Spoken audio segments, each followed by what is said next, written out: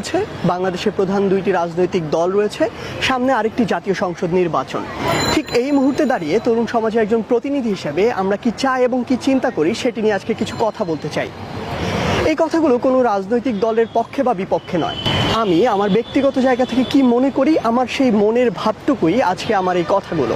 তিনটি জায়গা থেকে কথা বলবো। প্রথম জায়গাটি হচ্ছে চেতনা, দ্বিতীয় জায়গাটি হচ্ছে কার্যকরী পদক্ষেপ এবং তৃতীয় জায়গাটি হচ্ছে ট্যাগিং। প্রথমে যে জায়গাটি দিয়ে শুরু করতে চাই সেটি হচ্ছে চেতনার জায়গাটি। আজকে বাংলাদেশে যে প্রধান দুইটি রাজনৈতিক দল রয়েছে, একটি হচ্ছে বাংলাদেশ আওয়ামী লীগ, যেটি বলা হয়ে থাকে যেটির চেতনা হচ্ছে মুক্তিযুদ্ধের চেতনা। অপরদিকে আরেকটি দল রয়েছে যেটি হচ্ছে বাংলাদেশ জাতীয়তাবাদী দল অর্থাৎ বিএনপি, যেটি বলে থাকে যে তাদের চেতনাটি হচ্ছে জাতীয়তাবাদের চেতনা। কিন্তু সবচেয়ে দুঃখের কথা হচ্ছে তরুণ প্রজন্মের একজন প্রতিনিধি হিসেবে আমি মনে করি আজকে এই দুটি দলের এই যে চেতনার গল্পগুলো সেগুলো শুধু গাল গল্প এবং সেগুলো বেশিরভাগ তাদের বুলির মধ্যেই সীমাবদ্ধ। আমরা কাজের মধ্যে এই যে চেতনা সেটির প্রকাশ আমরা দেখতে পাই না। আমি যদি একদম সরাসরি বলি যে আপনি আসলে আমাকে বলেন যে আমি আপনার এই জাতীয়তাবাদের চেতনা দিয়ে কি করব যদি বাংলাদেশের প্রত্যেকটি সেক্টর দুর্নীতি দিয়ে ভরে যায়। আপনি আমাকে বলেন আমি আপনার এই মুক্তিযুদ্ধের চেতনা দিয়ে কি করব যদি বাংলাদেশের যে সাধারণ মানুষ, সেই সাধারণ মানুষ রক্ত চোষা সিন্ডিকেটের কাছে জিম্মি হয়ে পড়ে। আপনি আমাকে বলেন আমি আপনার জাতীয়তাবাদের চেতনা দিয়ে কি করব যদি আমি সরকারি হাসপাতালে একটি সিটের জন্য যখন যাই তখন আমার ওই কর্মচারী সমিতির পিছনে দৌড়াতে হয় অথবা টাকা নিয়ে কোনো একজন কর্মচারীর পিছনে দৌড়াতে হয়। আপনি আমাকে বলেন আমি আপনার ওই যে মুক্তিযুদ্ধের চেতনা সেটি দিয়ে কি করব যদি আমি এত বড় এক বাংলাদেশে স্বাধীনতার 52 বছর পরেও উচ্চশিক্ষার জন্য এমন একটি প্রতিষ্ঠান না পাই যেখানে শিক্ষার পরিপূর্ণ একটি বৈশ্বিক পরিবেশ রয়েছে, যেই পরিবেশে আমি নিশ্চিন্তে উচ্চশিক্ষাটি গ্রহণ করতে পারি। তাই আমার মনে হয় আজকে তরুণ প্রজন্মের একজন প্রতিনিধি হিসেবে আমি এই বাংলাদেশের যারা রাজনীতি করছে সেই দলগুলোকে বলতে চাই আপনারা অনুগ্রহ করে আপনাদের এই চেতনার বুলি আওড়ানো থেকে বের হয়ে আসুন। আমাদের আর এই চেতনার বুলি চাই না। আমরা যেটি চাই সেটি হচ্ছে আপনাদের কাছে কিছু পলিসি চাই। আপনারা আমাকে সেই পলিসিটি দিন যে আপনারা এই যে বাংলাদেশ একদম ঋণ খেলাপির মধ্যে ডুবে গিয়েছে, 1.5 লক্ষ কোটি টাকার উপরে বাংলাদেশের ঋণ খেলাপি, সেটি থেকে বাংলাদেশের অর্থনীতিকে কিভাবে আপনারা একটি স্থিতিশীল অবস্থায় নিয়ে আসবেন।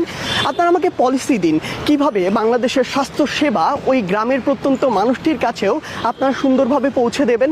আপনারা আমাকে পলিসি দিন কিভাবে উচ্চশিক্ষার যে প্রতিষ্ঠানগুলো রয়েছে প্রত্যেকটি জায়গায় শিক্ষার্থীদের জন্য উপযুক্ত পরিবেশ থাকবে। আপনারা আমাকে পলিসি দিন কিভাবে মানুষের এই আইন শৃঙ্খলা বাহিনীর উপরে বাংলাদেশের যে বিচার ব্যবস্থা রয়েছে তার উপরে আস্থাটি আবার ফিরে আসবে এবং মানুষ আস্থার সাথে সেটির কাছে যেতে পারবে। আমরা আজকে আপনাদের কাছে 2023 সালে দাঁড়িয়ে সেই পলিসিগুলো চাই। দ্বিতীয় যে জায়গাটি নিয়ে কথা বলতে চাই সেটি হচ্ছে কার্যকরী পদক্ষেপ গ্রহণ। আপনাকে যদি জিজ্ঞাসা করা হয় এই মুহূর্তে বাংলাদেশের সবচেয়ে গুরুত্বপূর্ণ সমস্যাটি কি, সবাই এক সুরে বলবে সেটি হচ্ছে যে দ্রব্যমূল্যের যে ঊর্ধ্বগতি। প্রত্যেকটি মানুষের লাগামের বাইরে প্রতিনিয়ত চলে যাচ্ছে এই নিত্য প্রয়োজনীয় দ্রব্যের যে ঊর্ধ্বগতি।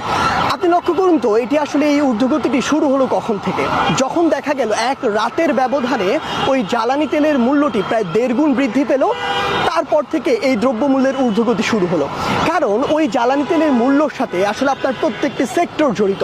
আপনার উৎপাদন, বিপণন, বন্টন, পরিবহন প্রত্যেকটি সেক্টর জড়িত।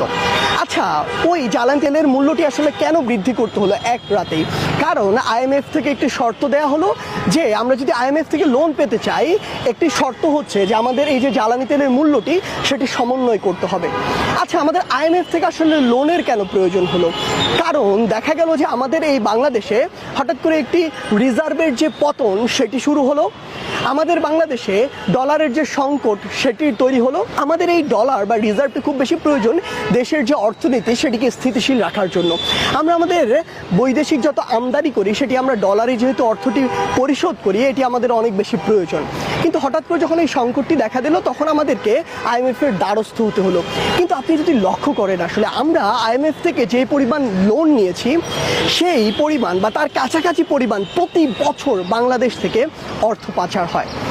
আপনি যদি লক্ষ্য করেন বিগত 15 বছরে বাংলাদেশ থেকে যে পরিমাণ অর্থের পাচার হয়েছে সেই অর্থ দিয়ে পুরো বাংলাদেশের 2 বছরের বাজেট দেয়া যেত।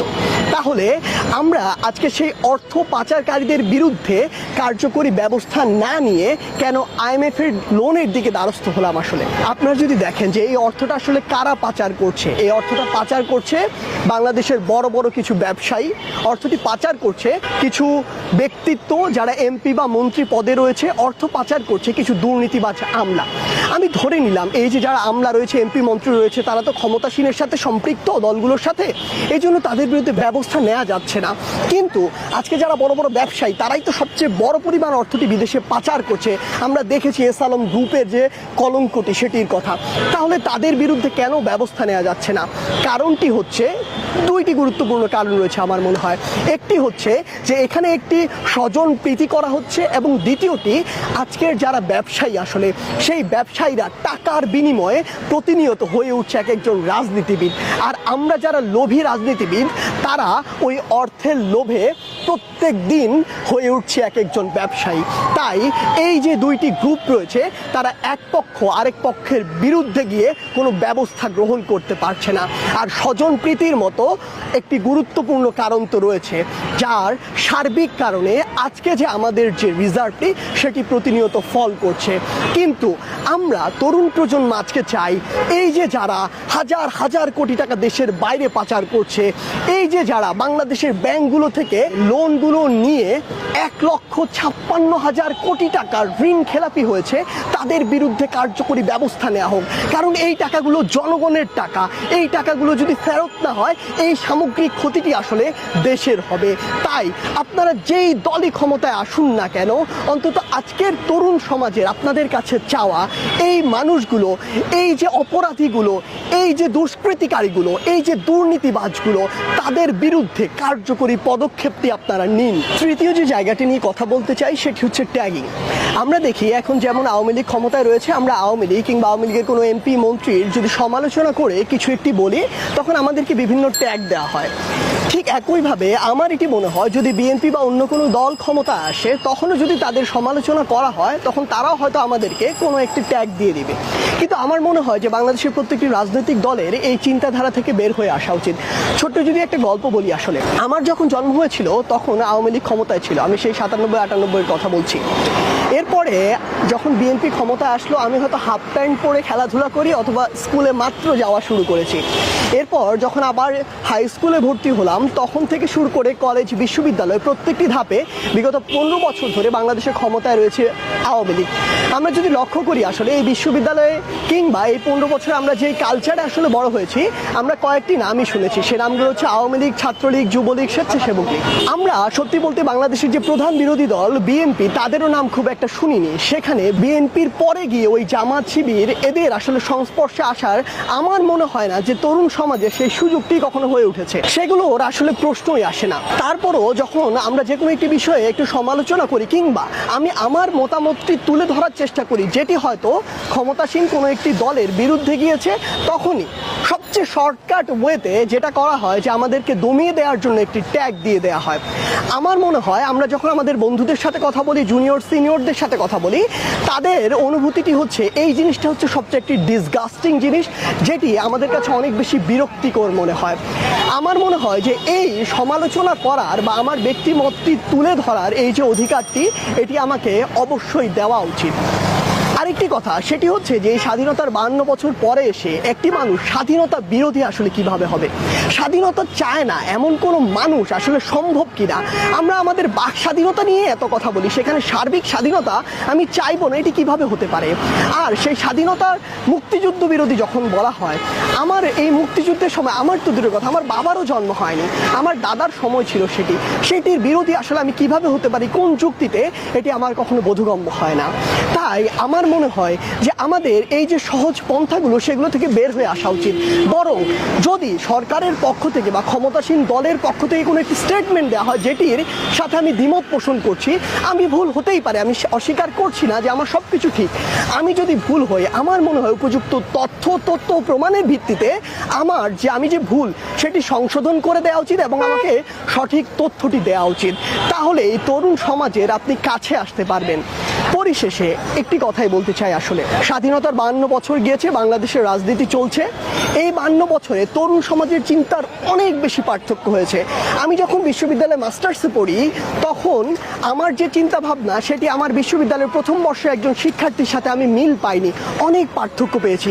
সেখানে এই 52 বছরে মানুষের চাহিদার অনেক পার্থক্য হয়েছে, সময়ের চাহিদার অনেক পার্থক্য হয়েছে।